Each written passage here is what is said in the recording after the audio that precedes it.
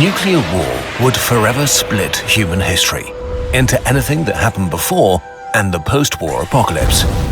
In the worst case, mass fires consume everything within tens of thousands of square kilometers, killing hundreds of millions within hours.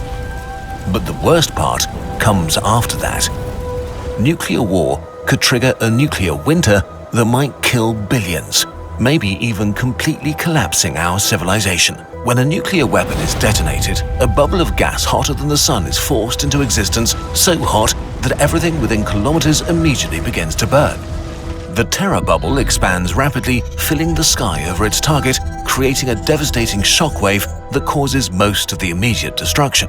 Basically, you break a lot of stuff and set it on fire. And in the worst case, this turns into a firestorm that consumes everything and everyone on the ground. Right after the explosion, a gigantic mushroom cloud rises over the destruction like a demon throning over its perverse work. But in the following hours, a far more deadly cloud forms. The fire burning cities, forests or fields heats up so much air that it creates its own microclimate and wind system. Hot air and hot smoke rise, pulling in fresh air from the surroundings and fresh oxygen, stoking the flames even more.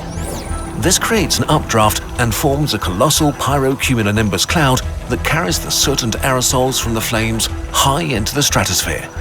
Under normal conditions, the soot rising from a big fire is quickly washed out by rain. But a pyrocumulonimbus cloud can reach altitudes well above the height where rain clouds form. Once above the tropopause, there's simply no weather to remove soot from the atmosphere, so it can stay aloft for years. If this happens to a single city, it's a tragedy, but a fairly local one. But in a full-scale nuclear war, warring nations following the cold logic of mutually assured destruction could use hundreds or even thousands of nuclear weapons all at once, creating hundreds of firestorms, sending up to 150 million tons of soot, a cube the size of a skyscraper, directly into the stratosphere. In the next few days and weeks, the soot begins to blanket the Earth at high altitudes, absorbing light high above the ground and preventing sunlight from reaching the surface. This is not like science fiction where the sky turns dark and the sun disappears. Winter is what happens when just a little less sunlight hits the ground, and now suddenly a lot less sunlight gets through. Yesterday, the world was normal. Today, nuclear winter begins. The bad news is that this causes almost immediate climate change within a few weeks. It disrupts our climate system faster than any living being can adapt to. In this new climate, our seasons are suddenly all wrong. Winters are much longer, summers shorter and colder, or gone altogether. This also means less evaporation over the oceans, which means less rain and maybe large-scale droughts. This is bad because our food eats the sun. Without good summers and enough rain, growing seasons shrink or even collapse. In the worst case of a full-scale nuclear war, the temperatures in the mid-latitudes will probably stay below freezing for several years. Nothing at all can grow under these conditions, and the world's breadbaskets would suddenly turn empty.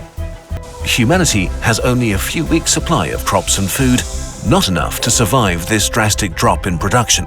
After a nuclear war, especially if the countries that produce the food were part of the nuclear exchange, because there are no more oil refineries, ports and other essential infrastructure left, damaging global food production even more. Actual nuclear war. Today, there are two main conflicts that scientists think about when making calculations of nuclear winter: a nuclear war between India and Pakistan, and one between the US and Russia. The most likely smallish nuclear exchange would be fought today between India and Pakistan, with relatively low-yield weapons. Even in a pretty mild nuclear war like this, the immediate explosions would kill around 27 million people, which is horrible enough. In just a few hours, more people would die than in all of World War I. The ensuing fires would not cause a nuclear winter, but a mild nuclear autumn. But even this would disrupt the climate and thereby global agriculture, enough to starve up to 250 million people worldwide. Unfortunately, India and Pakistan are in an arms race and have been increasing the number and power of warheads in their arsenal. The next stage of escalation would be war with hundreds of nuclear weapons, the bombs and fires destroying many major population centers and killing over 100 million people. A war on this scale would cause a nuclear winter that would damage global agriculture enough to cut the available calories for humanity in half.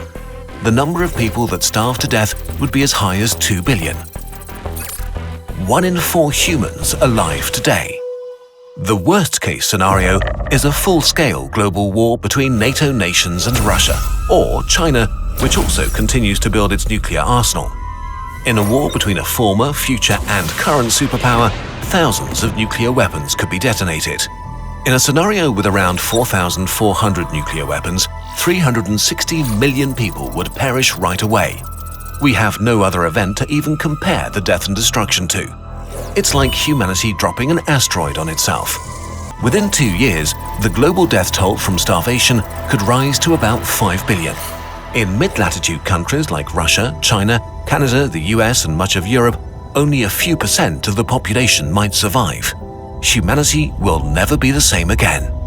It's safe to say that the world would become extremely unpleasant for a long time, and it's impossible to know how many people would have died when the nuclear winter ends.